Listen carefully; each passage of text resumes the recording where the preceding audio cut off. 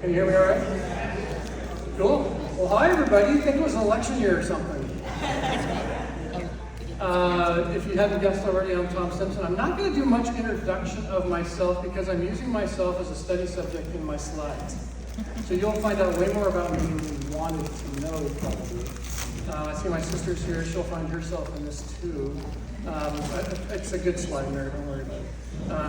So first of all, let me actually start with a word of prayer, because it's always good to layer discussions of politics with the Holy Spirit. So let me do that. Dear God, thank you for this time. Thank you for this place, this country, this time we're in. It seems uncomfortable and awkward so often. We lean into you for your guidance and especially your peace, knowing that you are ultimately the King.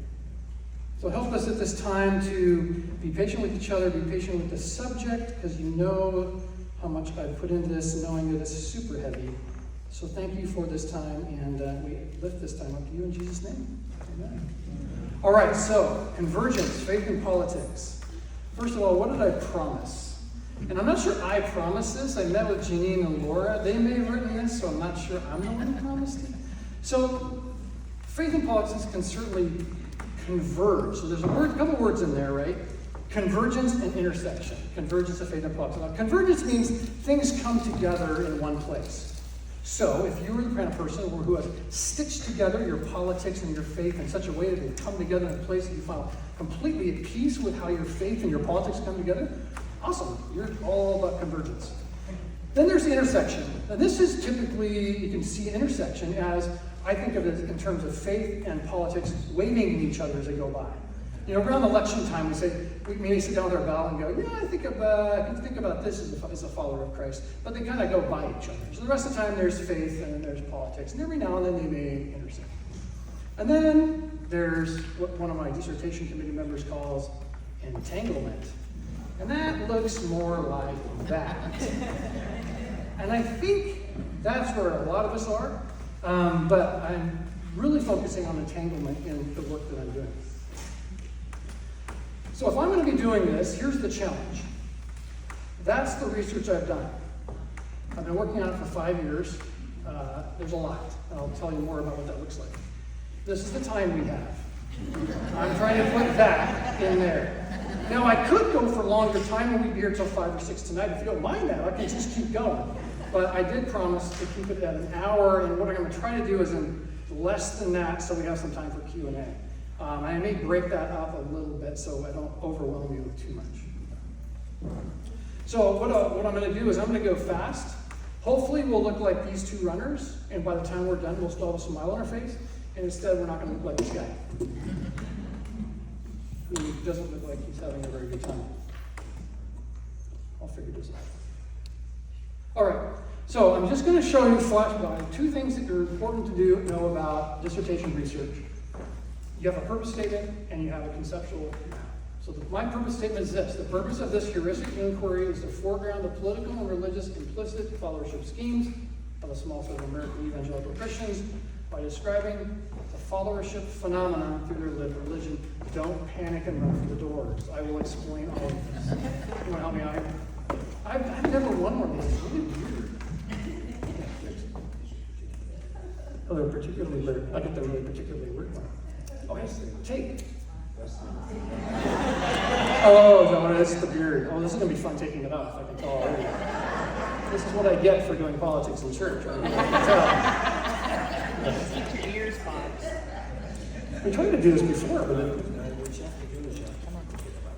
okay, I'm going to forget about it. I'm going to forget about it. Just push it back. Okay. That's why you're around. That's why. Okay, so feel free to write. You're writing down questions. Feel free to hold your questions. I'm going to, like I say, I'm going to have some time during this, but I'm going to unpack this. And then there's something called the concept map. These are all the ideas, the concepts that I'm going to be dealing with in my dissertation, and they're all around religion and politics. So here they are.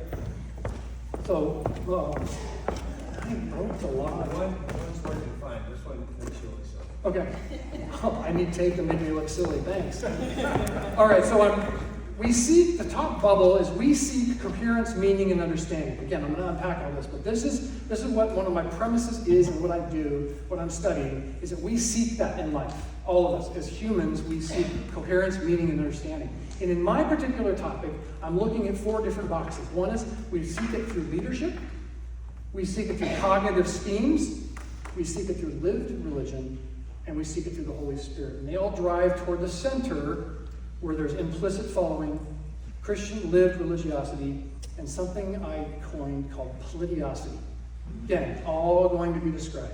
So hold with me. Let me tell you some background.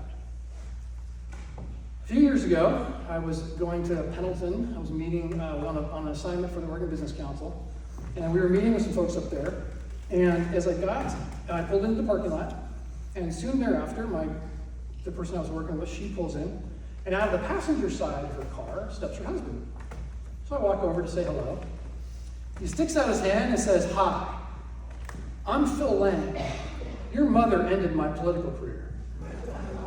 Slight pause. He says, "I never did thank her. Welcome to my world." You see, Phil was the Speaker of the House for 18 years, and in the Oregon Capitol, that wing of the building is named for him. No one remembers my mom, but she threw him out of office.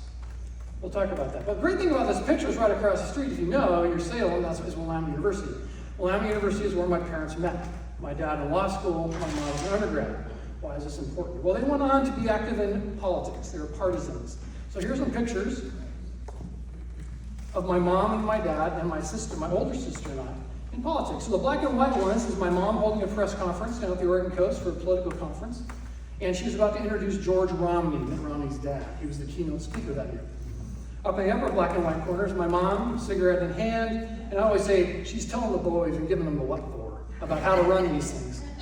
There my dad is, waving, he's having a great time. And it looks like a funny picture, but my dad was very active behind the scenes in a lot of campaigns. And he was also very instrumental in putting together Metro. He was the Citizens Commission that put together the only regional elected government of its kind in the nation.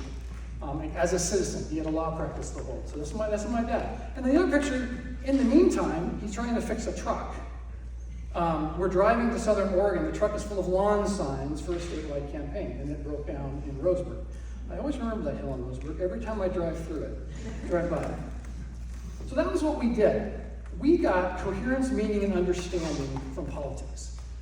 Everything my family did was around politics. What I said in my video introduction was our high holy days were the primary and the general election.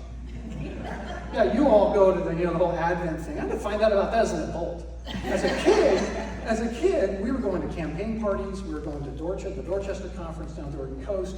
We were going to general election parties. I was going door to door. We were pounding up lawn signs. We did politics because that's how our family interacted and engaged with the world. That's what we did.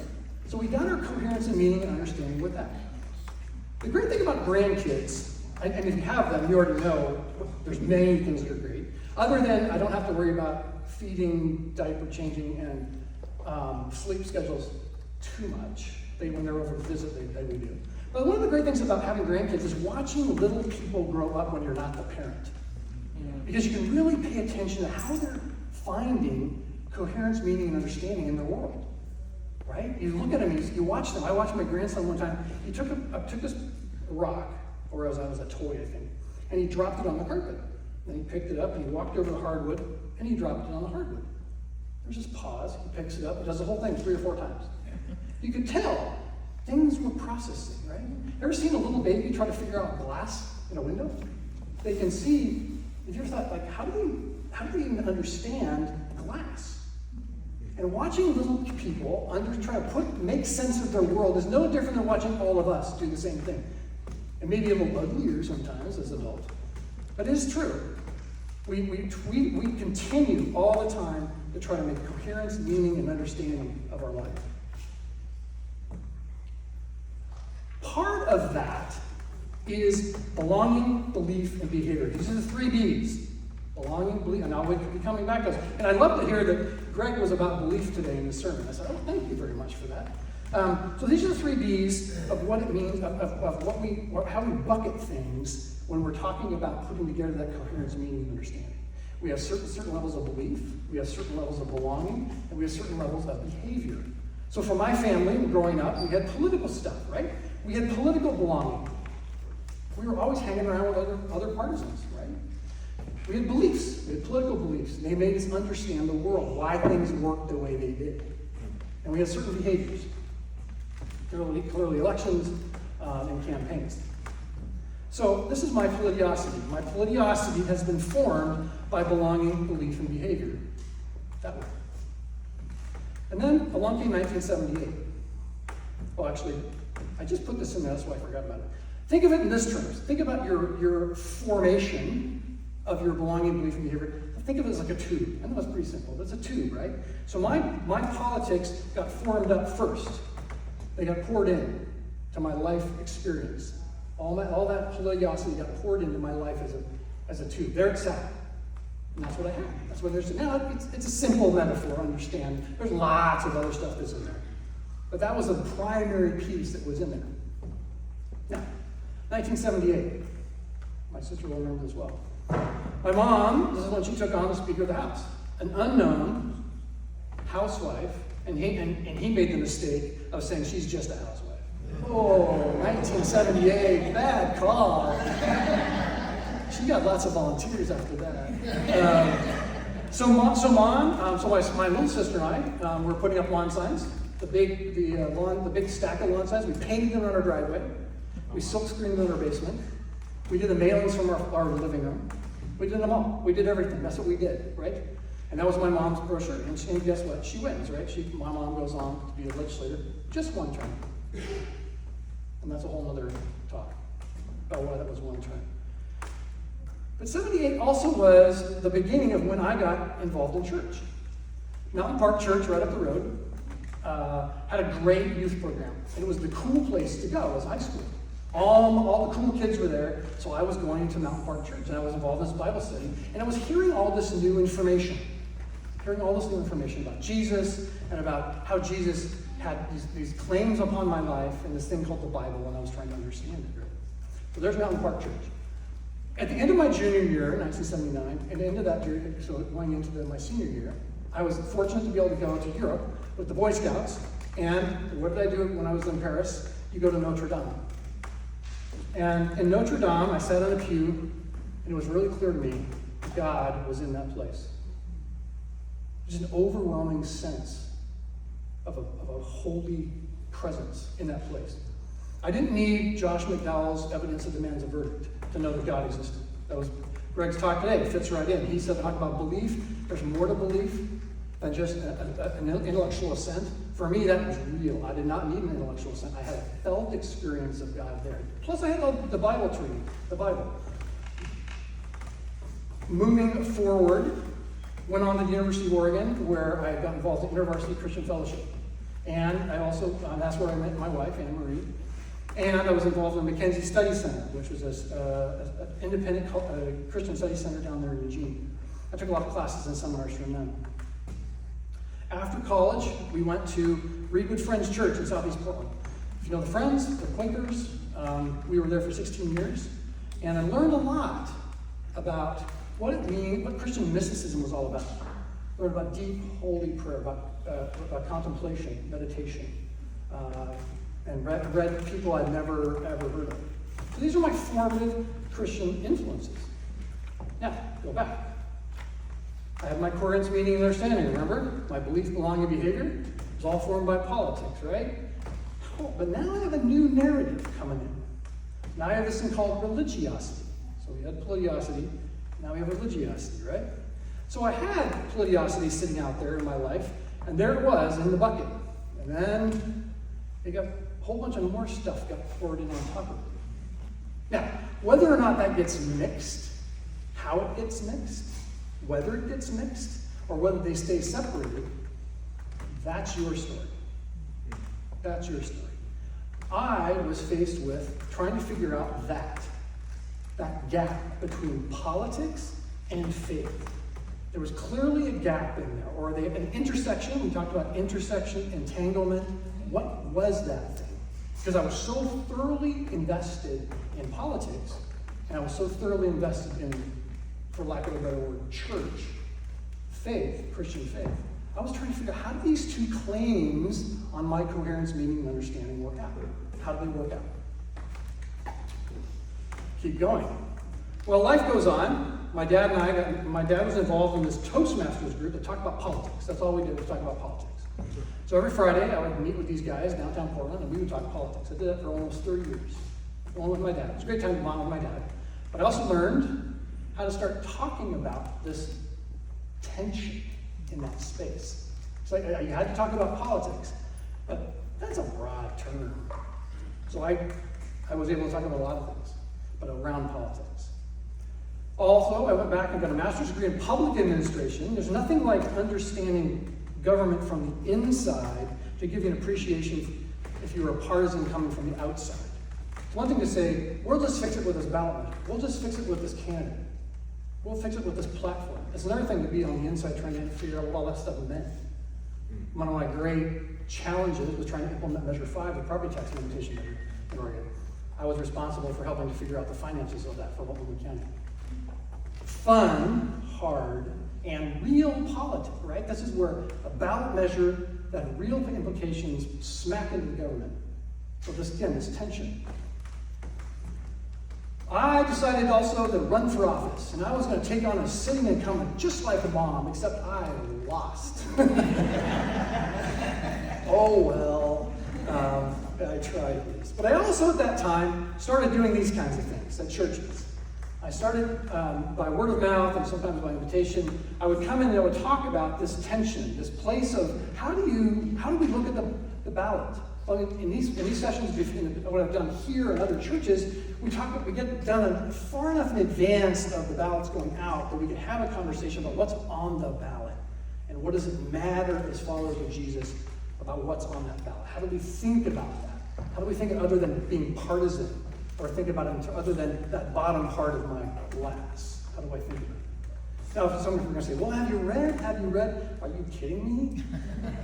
Have I read? So yes, John Perkins with Justice for All, Mark Hatfield's Between a Rock and a Hard Place, Tom Sine, if you heard of him, Mustard Seed Conspiracy, there's Ron Sider, and there's John Howard Yoder, and so many more. And then, more recently, John Haidt, The Righteous Mind. That's a really good book on why people are divided by politics and religion.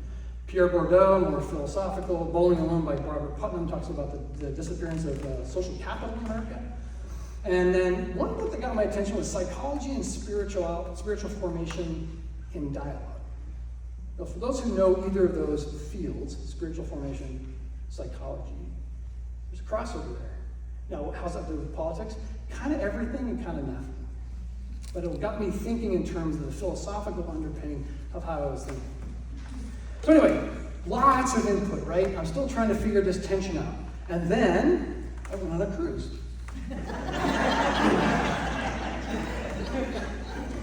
And on the cruise, I got norovirus. So one of these rooms, I don't know if it's the same ship, it's a Princess cruise line. I was stuck. I was confined to quarters. You confine me to quarters, what am I going to do? I'm going to think. That's not good. So I started thinking. I started thinking a lot about a lot of things.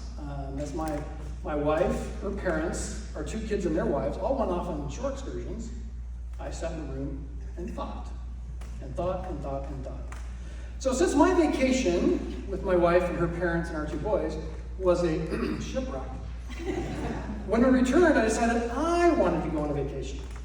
So where does Tom Simpson go on a vacation? Tom Simpson goes to New York City to NYU for an intellectual retreat. That, for me, is a vacation. I'm kind of weird that way. So I did. I went to New York City for the weekend retreat. This was one of the books we had to read. It's excerpts of Aristotle, Plato, St. Augustine, Thoreau, Solzhenitsyn, and others. And they send this to you and say, read it and we'll talk about it. So I did. And I said to myself, this is awesome. This is so great. And I said, not only do I not only do I want to continue to do this, think about stuff deeply, I have to. because it was very clear that God was saying, you know this tension? Go figure it out. Go figure it out. So that's what I'm doing, trying to figure it out right now.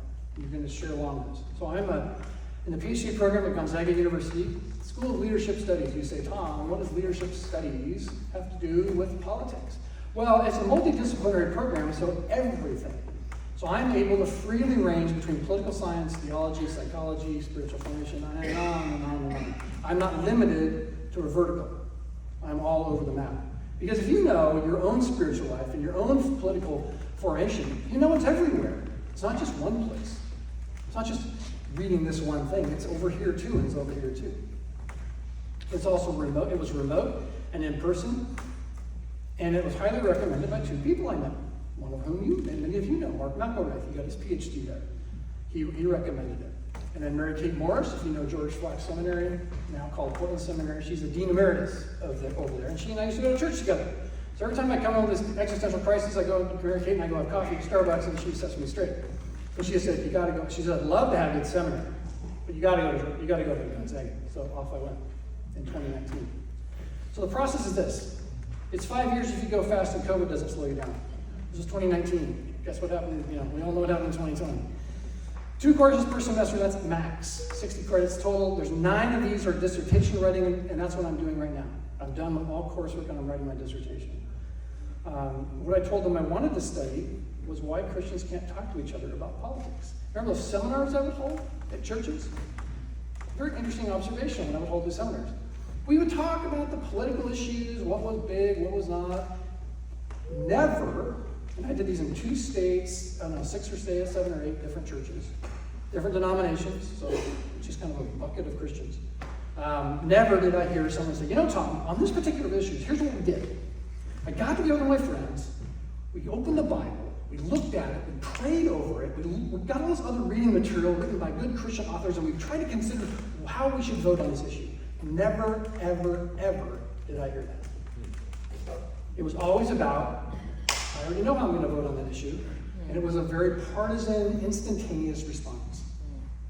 It was clearly coming from someplace other than a consideration, a deep consideration of how God and Scripture might. That doesn't mean they didn't do it, they just didn't share it in their group.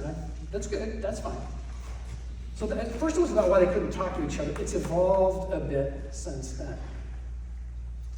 So there are many people writing about this space. So these are some of the latest ones. Jesus and John Wayne is out there. Russell Moore's written, Tim Alberta's written. These are all about it. My point in my research is that this subject matter is like an iceberg. And they're up at the top looking at that. Look, there's an iceberg. Look, there's an iceberg. Look, there's an iceberg. That's an iceberg. Most of the iceberg's underwater, and you can't see it. And it also is very boring to talk about in books. It's much better. It's better on talk shows and podcasts by talking about the stuff on top that everybody can see versus the stuff that's underneath. It's a little more complicated. So that's where I'm at, right there. That's where they're at. I'm underneath. I could say I'm underwater. That sounds bad. So I'm doing original research right now. I'm in the field right now. In fact, on Wednesday we leave for Chattanooga to go interview another person. 5 chapters. Mine will get close to 400 pages. It currently consists of over 550 bibliographic entries. My database of articles that I've read or reviewed is over 1,600 articles and books. And the side document where I store the things I've written and removed currently sits at over 500 pages. These are things I wrote. I thought, this is really good. And it doesn't fit. Out it comes, it goes over here. And this is not to say I'm super smart or super thorough. It's just to say it's a complicated, that iceberg is big. And there's a lot going on with it. So when we hear these stories about, these people, in this different way, these evangelical Christians, these American evangelicals, they're just like this. It's way more complicated than that. It's not that simple. That's a very simple story to tell. But it's way more complicated than that. Lots of rabbit holes and tangents, not to switch the metaphor too badly. All right, so going back to my purpose statement. Here we go. Now we're going to take this thing apart. The purpose of the heuristic inquiry is to foreground the political and religious implicit followership schemes of a small set of American evangelical Christians by describing the followership phenomena through their lived religion. All right, heuristic inquiry. All that is a research method. It's how I'm going to do my research. It is not generalizable research. When I'm done, they won't just say, oh, they're all like this. Nope, these 5 people are like this. Because there's just 5 in my study. 6 if you include me. Heuristic inquiry includes me as a researcher, as a research subject. To foreground something presumes there's a background, right? So this assumes that there's something in the background of the people I'm going to be talking to. There's something maybe hidden that's back. So how do I foreground that? How do I bring it forward so we can look at it, understand it, consider it?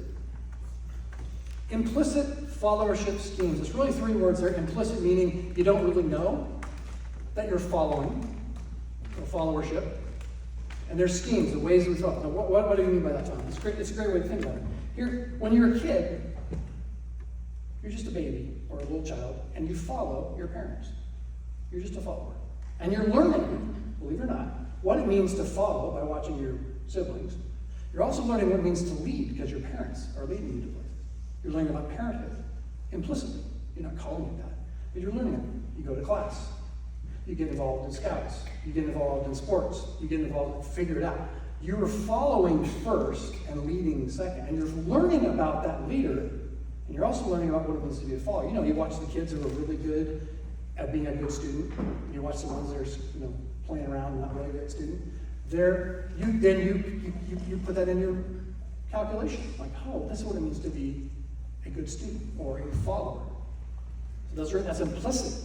And it's a scheme. I'll get into schemes in just a second. What do I mean by that? American evangelical Christians. It's a fraught term right now. Between when I started and now, and you can talk to the American Association, or the National Association of Evangelicals to find out how badly that term has cratered in America. But in my case, what we also know based on research is that people who claim the title, the identity as evangelical, don't necessarily believe the pretense of being an evangelical. 2 big studies. Pew has brought it out. Pew Research, giant. Barna Research, more focused on the church. Barna did a little bit differently. They asked about who's an evangelical, and in their study it was 40% of Americans, and you're saying 40%? Are you nuts? We live in Oregon. Just remember, in the Deep South and in the Mississippi Valley, the numbers are way higher. Being an evangelical is like drinking, like just breathing. You are. It's just different. And that's why I'm going to Tennessee, by the way. So I need to talk to somebody in the Deep South about my topic.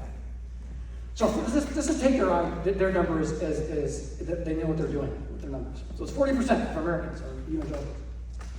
And then they ask a whole series of questions about actual beliefs. Now they didn't use the NAE, National Association of Evangelicals, for numbers and for descriptors. They used 9, I think. So when they went through their 9, that number went from 40 to 8. On belief, on the actual beliefs of being an evangelical Christian, 8% actually believe what an evangelical is. But they'll take the moniker. They'll say, I am an evangelical. And here's the funny part. When you really scratch into the data, you'll find that people aren't even Christian. We're talking Muslims who claim to be evangelical. Why, you ask? Because they believe it is part of being a conservative. Interesting. All right? So I set out to study American evangelical Christians, and the 4 people I've talked to so far check all the boxes on belief of being an evangelical, and none of them will call themselves that. So it's a very interesting thing. I don't know about you. Do you call yourself a Presbyterian? Anybody call yourself a Presbyterian? Have you gone through the Westminster Catechism or Westminster Confession? You check all the boxes? Probably not. Right? So it's no different, but it is different. And for my purposes, it's really different. All right, keeping going. Followership phenomenon. Talked a little bit about followership. Phenomenon is really important. You think it's like, what's this thing look like? It is what it looks like. So how does that, being a follower, appear to you, to the person I'm talking to? How does it, when you just plop the word in front of them, are you a follower, and what kind of follower are you? How does that then appear in their consciousness? How does it appear to them when they start thinking about it? Remember when I talked about foregrounding? It's exactly what that's about. I'm trying to pull out those implicit followership schemes, that phenomenon that's inside them. And my entire paper is based on something called French phenomenology. And yes, I'm going to talk about it, but I'll try to make it understandable as best I can. Finally, lived religion. I love this term. Two big researchers, Nancy Emmerman, Boston College, and Robert Wethenow in Virginia, I think. He talks about it as religion as practice. She talks about religion as lived. The point is that religion, backing up, if you've heard of the secularism thesis, which means that as societies modernize, they become secular. They drop religion. And so that was the understanding. Everybody in academia said, yeah, this is what's going to happen. This is what is happening. This is what's going to happen. Guess what? It didn't happen. It didn't happen. People are more religious than ever. And you're saying, well, wait a minute. All the churches I know are shrinking and they're selling. Wait. You're defining religion by Christian religion. What is religion? What does it mean to be religious? Tara Burton wrote this great book called Strange Rites, R-I-T-E-S, where she documents a whole bunch of religious groups out there, Dungeons and Dragons, Harry Potter groups, that have all the markers of being religious. They have the same forms and rituals that we might, but they're not Christian. So what's happened is that people have turned from Christianity, but have not become less religious. They've become differently religious.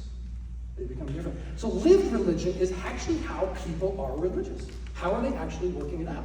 And for my purpose, in the Christian, focusing on the Christian area, how are people actually living out their Christianity? So earlier you saw my concept map, Christian lived religiosity. That's what I'm talking about. What does that look like for them? It may not be just one or two things. It may not be an entire set of doctrines that I say, yep. It may be a little bit here, a little bit there, a little bit there, a little bit there, a little bit there, and I put them all together. Again, talk about that a little bit more. Oops, back. Okay, here are all the terms. A lot of the terms. There we go. We talked about heuristic inquiry, foregrounding, American evangelical Christians, by belief, not necessarily affirmation, implicit followership schemes, into preconceived notions or ideas, lived religion, how we work it out, the 3 Bs, phenomenon, dimensions of our, that's the other part about phenomenon and phenomenology, is about lived experience, how people actually are experiencing life. Now, religiosity, these two, the beliefs, belonging, behaviors of being religious, or the beliefs, belongings, behaviors of being political. So if you think about the simple concept, the 3 Bs, beliefs, belongings, behaviors, in your own life, how do you bucket that stuff? And we'll talk about the buckets in a minute. The buckets are fun. I say, and you're shaking your head saying, quiet. All right, religion. Now this is something that's lived, practiced, or followed by people in a unique form, and typically has a mysterious or sacramental element. There are books written about what it means to be religious. Religion actually as a concept was first used by anthropologists who were trying to understand these people groups they would come in contact with and these strange rites that they would do. So they kind of boiled up a way of calling it religion. But for our purposes, this is the one I'm using because when you start to define things in a paper like this, you have to say this is what I'm calling it. So there, move on, because I can't spend 15 more pages explaining that. And then finally, politics. For my purposes, it's the activity around power acquisition and enactment, and it's kind of. That's why I say ish. Because there's lots of other things, but it's really around power acquisition and enactment, and it's probably around public power, but we all know that politics go on everywhere. So public power, that would be campaigns and politics. We can say politics, it's that stuff out there, but politics happen in every organization you're part of, right? All right. Questions so far? I think I have a microphone. Do I still have a microphone? Yeah. Jacob? I don't know who's back there. Question. I'll repeat them. There's a microphone. Really? Microphone there. Oh, there is. Well, no one's raising their hand. Either I'm answering all your questions or you're scared or something.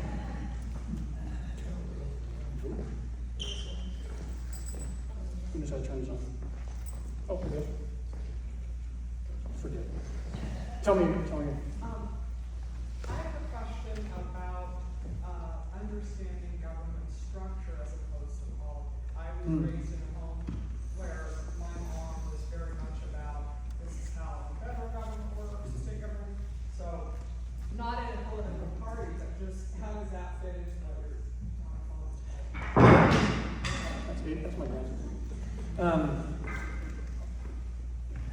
So how does the structure of government fit around politics? Good question. For my purposes, I'm separating it. I would call that public administration, how it's organized, versus politics of electing the people who are running the government. So that's how I would separate. For because I had to, you got to draw a line somewhere, so that's how I did it. Thank you. Yeah. Yeah. Any other questions?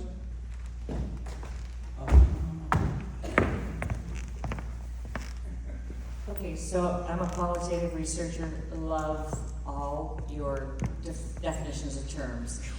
And I'm curious how, as we try to do research and putting in terms that people have to check off to put them in a bucket, one of which is now spiritual but not religious, which seems to be the big thing. How would you define spiritual but not religious when they've got some form of religiosity? Good question. I won't go into in depth the problems with quantitative research. So quantitative research is counting and measuring as a survey research. That's what is basically, that's 90% of what you read out there is quantitative research. Answer these 5 questions, 1 through 5. I know all about you. I've reviewed so many papers where they ask one question about religiosity: do you attend church? And if they follow it up, it'll be how often. Yeah. That's it.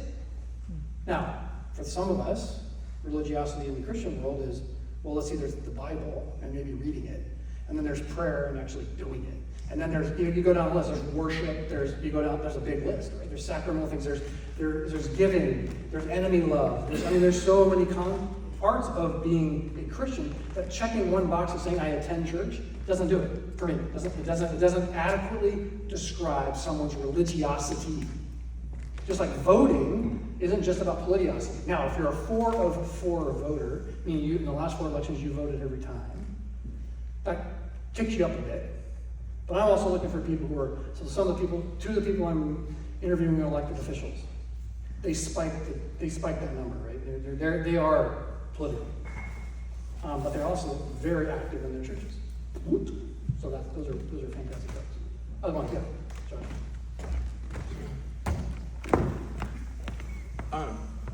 I was curious, Brian Zahn describes America as, among other things, also a religion, complete with founding myths, sacred rites, high holy holidays, to use your phrase. Well, how would you respond to that, to sort of American civil religion? Yeah, that's lived religion right there. Absolutely, that's lived religion. It's going to have rituals, it's going to have forms, it's going to have songs, it's going to have the flag, it's going to have all sorts of things. And it can rise a level of worship, right? Of worshiping a country. And so America could be it is likely, in fact we know that from the data, it is likely a object of adoration and worship by a subset of the population. And maybe even some people here. That's fine. That's your lived religion. That's how you stitch together coherence, meaning, and understanding. It helps you make sense of the world. Totally fine. It can also be layered on top of Christianity, as you stitch all that together. It can be both and. So my simple explanation of the tube when I'm pouring water in, it gets mixed eventually. It all gets mixed. All right, one more. I'll do one more and then I'll keep going.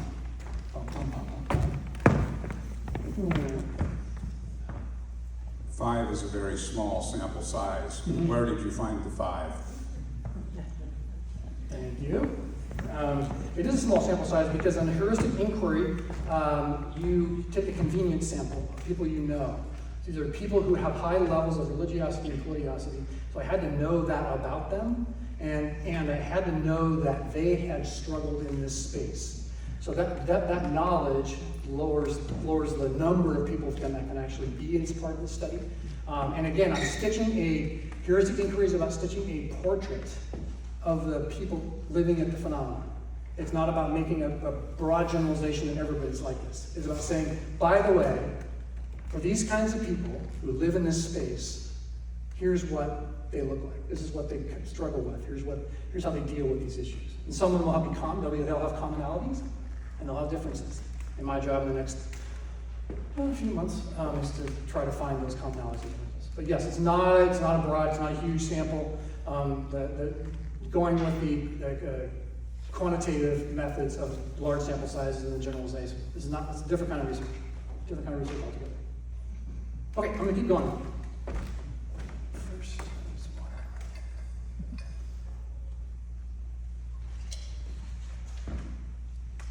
okay, now we're going to dig into my concept map. This is where it's fun for me, and I'm up here. Okay, so the concept map. Again, we talked about, here it is. Here's the picture. We're going to take this all apart. Coherence, meaning, and understanding. To be human is to seek meaning. Is this controversial? I'm not sure it is. We use inputs from a variety of sources, and those sources most closely tied to the emotions lodge themselves in our minds. So hold that. That's a very important premise right there. Ideas that are tied to the emotions lodge themselves in our mind. John Haidt, who wrote The Righteous Mind, he's written some other great books. He's actually written one recently on the dangers of social media. But his book, In the Righteous Mind, he talks about the elephant and the rider. And so when the person is riding the elephant, right? That's your reason. The elephant is your emotion. You might think that your mind, you're in charge of everything because of your mind. Your emotion is what drives your actions. This guy's he's a social psychologist. We studied this all over the world, and it's consistent.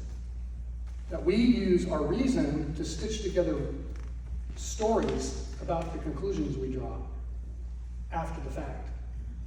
But during the actual moment, it's our emotions that drive it. Now, that's a whole other talk show, but that's important for this one because of that emotional element and where it lodges into our psyche.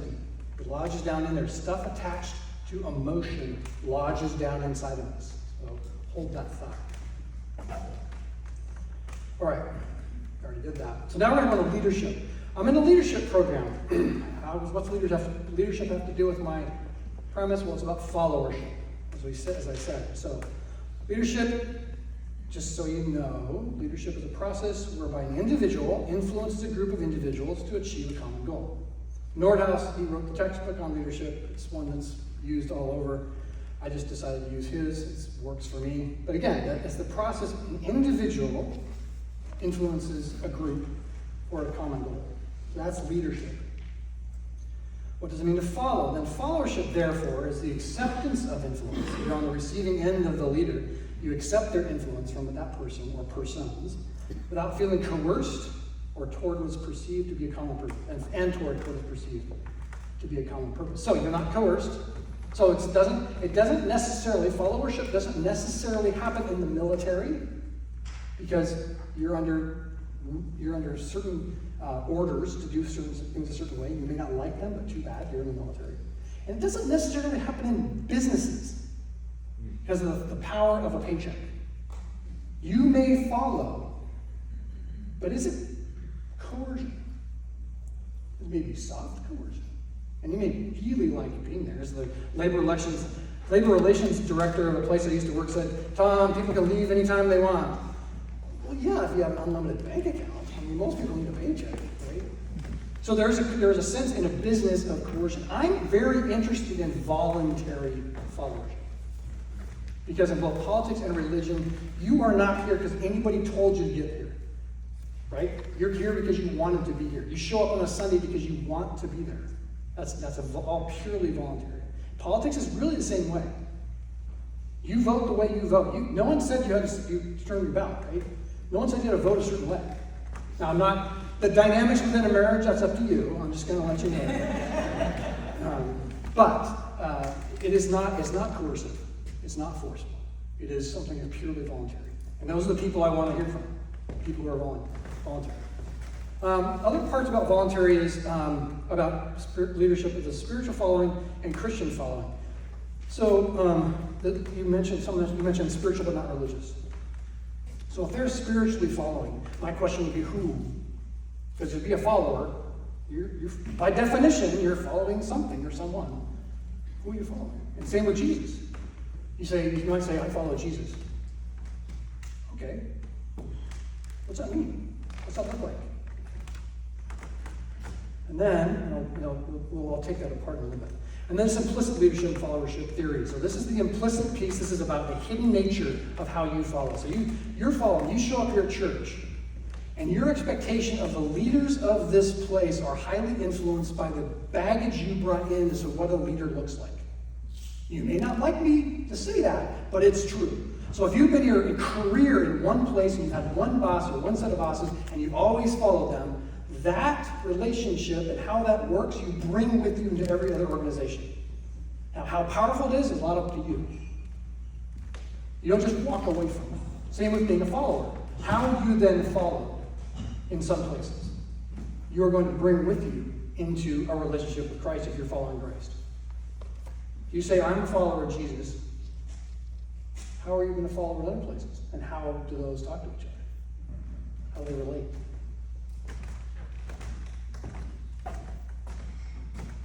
All right, moving around. Well, this is the good one.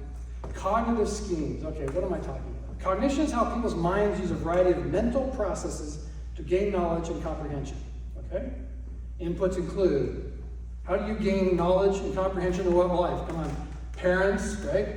Your spouse, maybe your boss, the Bible, the Sunday morning service. Who else? Like your best friend, the person down the street, the New York Times, the Atlantic, I don't know, Fox News. Pick one.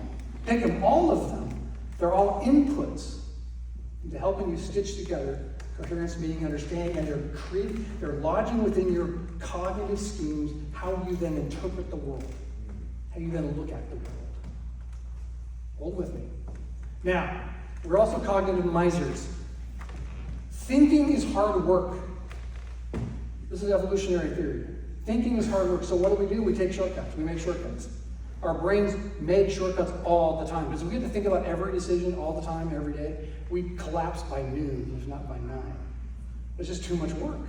So our brains create mental shortcuts. We go fast, we go fast. We go through the lobby, right? See a bunch of people. You say hi to some, you don't say hi to the others. That's fine. You don't say hi to everybody.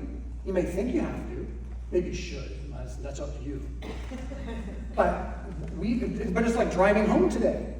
If you have to think about, oh, it's a stop sign. Do I have to stop? What's that red sign mean? I don't really understand. There's so many signs to it. Stop, right? You have mental shortcuts to make your way through life. Ask anybody who's a cook, a musician, an artist of any kind. They have so many shortcuts that they've learned through time that for them to tell me how to do that, I would be a mess. I would, a stick man there, and I'm good. All right? So we're cognitive misers. Now, this is all, the cognitive processing comes automatically. That quick. Because if we had to stop and think about it deliberately, that's interesting. And now, the train's gone, or we've missed the bus, or whatever the decision is you're facing. So these are automatic things. That's fine. That's fine. Now, I do put a caveat on that's fine. What's called cognitive bias, about how we drop certain people groups, ideas into buckets that are really negative. It's called racism comes to mind. That's not good. That's a cognitive bias. Cognitive bias that's automatic like that is very dangerous. However, I move it upstream a little bit and say, Tom, what are my cognitive biases? Like when I'm driving down the road and a car cuts me off, obviously they're an idiot because they're driving that car. That car is only driven by idiots, right? This is this automatic processing, right? I got to stop that. I have to be deliberative. And there's ways to be deliberative. There are processes to be deliberative. We seek cognitive consistency. So the idea of schemes or buckets, when an input comes in, our brain, we don't do this consciously, our brain puts it into a bucket. And then when we process stuff, it goes back to the bucket, pulls it out. And this happens automatically. And it lands in the bucket without much thought. It's automatic and it drops in the bucket. You don't think about it. You can think you're a rational, reasonable person that thinks about all the inputs coming in. You're not. Because if you were, you'd be a mess. Your brain is highly developed. God created an amazing brain for us to use to make sense of a complex world. Or out. Schemes, they speed up our processing of inputs, allowing for rapid sorting of inputs, typically with little assessment to truth, accuracy, or reliability. You want to know about fake news? Right there. And one person's fake news is another person's reality. Just know that. Lodge and Tabor found support for how fast cognition works within the milliseconds. Your cognition, it's faster than that. It's instantaneous, especially in the field of politics. This immediate affective response can be followed by reason. Then I just make up a story about why I thought that. Well, clearly this person's a better choice because of the following. But I made that choice is already out. I was already made it. Right? So I use emotion first and reason to create the stories. I talked about John Haidt saying that. Lodge and Tabor found it before I did. Now, you can shift from this autopilot to deliberation. You really can. You can slow yourself down. So one way to do it is you sense a problem with how you assess an input. Hold it. Why am I thinking about that this way? Why do I think that candidate is an idiot? Oh, it's because of these 15 flyers I got from the opponent saying they're an idiot. Or it picks up something more complex. But why do you think that way? And does it interrupt you enough? Does it interrupt you enough? And do you allow yourself to be interrupted? You're given motivation to consider input differently. This motivation could be coming from a parishioner or a fellow congregant. Somebody you really like, who you think is interesting and smart, who says, you thought about this? And the person says, that person's really smart. I never thought about that. In fact, I would never think about that, except I like them. And I think about it differently. It could be that simple. It could also be a trusted source on, pick your news source, your columnist. It could be almost anything. That's why people read lots of these books about it. They're trying to find ways to think differently about this stuff. And then also, your scheme doesn't adequately explain the input. That's where the scheme that I have, I'm trying to make sense of that thing, and it's not working for me. It's like how I thought I could explain it doesn't work. Okay, now this is really good. So this gets right into the scripture. So Bob Wethno talks about cognitive disruptors or domain violations. That's a big fancy word for saying the automatic piece of your cognition gets interrupted. Something drops in and makes you stop the automaticity. It makes you slow down. He says religion has a particular talent for interrupting schemes and models. In the Christian tradition, think of the actions of Jesus. What is walking on water, feeding the 5,000, healing people, and that whole rising from the dead thing, if not a cognitive disruptor? What do we read in Scripture? People were shocked. They were shocked. How come I'm no longer shocked? Those are shocking things that Christ did. They should interrupt how I think the world should be. Jesus is the ultimate, and now the Holy Spirit is the ultimate cognitive interrupter. If we let it. If we let it. Non-cognitive schemes. I told you this is good. Now what about changing? How do you change your cognitive? So then you realize, okay, this is how I'm thinking about the issue, how I'm thinking about the candidate, how I'm thinking about this particular thing, how I'm thinking about my own kid because they came home doing something that I was like, what are you doing? How do you transform it? Well, you transform it by the renewing of your mind, right? Paul, it's in Romans 12:2. Then you'll be able you are transformed by the renewing of your mind, and you'll be able to test and prove what God's will is, his good, pleasing, and perfect will. Parchment emphasizes that religions have a long history of transforming mental models and cognitive schemes. If we subject ourselves to Christian practices, beliefs, belonging, behavior, they will change how we think about coherence, meaning, and understanding. And they will reform our cognitive schemes. They will change them. And you probably have personal examples of this in your own life. You hear of people whose life was transformed by being interrupted by Jesus. Stephen Sandage and his fellow researchers at Bethel Seminary found that interaction with others through a relational experience can result in a transformation of schemes. What is church other than that? Interaction with others through a relational experience. Why do you think the church emphasizes small groups so much? It's going to interrupt our schemes. Totally interrupt our schemes. Political and other. And then Christian religious practices not only slow them down, but change them. This process is called sanctification. Oh, I brought a church term into it. Churchy term. Yeah, sanctification is the changing of our cognitive schemes. It's the reform how we think about the world. And sanctification is through Christian practices. Adele Calhoun says, from its beginning, the church linked the desire for more of God to intentional practices, relationships, and experiences that gave people the space in their lives to keep company with Jesus. These practices, prayer, worship, the fact that you're here, these change your mental models. They change your cognitive schemes. They reform you. They transform you. It's not just about, did you attend church this Sunday? It's way more complicated. As you know, Christian spiritual disciplines allow us to place ourselves before God so that He can transform us. How we are transformed by the Holy Spirit. Right? Things to remember. We change our mind all the time. Right? You change your mind all the time. You know, today I want Pringles. Okay, maybe not that simple.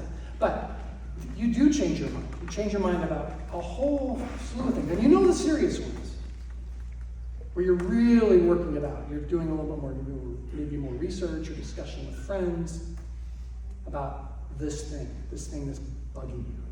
And you're trying to say, why this, not that? Why should I change my mind on this? And then the political other, whoever that is in your life, that political other, that other person is the political other, who votes really wrong. They have a different set of cognitive schemes. That's it.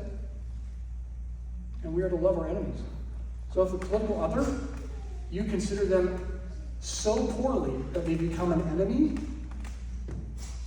step back into Scripture, ask Jesus to help heal them. I've had to do this so many times, it's painful. We have to do it. We have to do it. So I'm going to call it there before I get into live religion. 5 minutes left, 4 minutes. Hold it. I'm going to call it 4 minutes. More questions. Whoa, jeez. All right. Okay. Yeah. Okay. Yeah. If you already asked me to take a peek, and I'll stick around. Don't worry. I'll stick around. Oh, did I turn it off? I may have turned it off. It's lit? Okay, there we go. Tom, your comment about this cognitive changes over time and everything. How come we constantly trump up something that I don't how come we constantly bring up a prior position of a politician and say, you changed your mind. You changed your mind. And yet clearly we're allowed to change our mind. So why are we so hard on politicians who've had prior positions and now they say, hey, through learned experiences, I've changed my mind. We seem to, obviously, we all have to change our minds. We're getting new information all the time, but yet we're somehow now allowing our politicians to change their mind. I think you should talk to someone about that, Bob. Sounds really serious. Why? Well, you notice in my dissertation, I'm not talking about why. I'm talking about what. The why is super complicated. And you get into psychology, social influences, etc. Why do people do this? Why do we do this? Why do I continue? Because it's a shortcut. It's a cognitive shortcut. It's for me to say, I got too many decisions. There's how many people on the ballot? And I look at them and go, they flip-flop. Boom, I'm voting for the other person. Was it true or not? Do I have time for that? No, I don't have time for that. I don't have time to think that hard. So I think that's a simple way of saying it. I think it's more complicated. It depends on the person. It depends on I think every situation might be slightly different. All right, others. There's one on the way back here. And then I'll come back to you. Thank you. A more practical question. I know people who are feeling a dilemma. They're of a certain political persuasion, but they are very uncomfortable with the person at the top of the ticket for their character and moral values. How do you help them to decide? Do they vote the convictions that they feel, or the character of the person leading the ticket? How do they work that question? Okay, next question.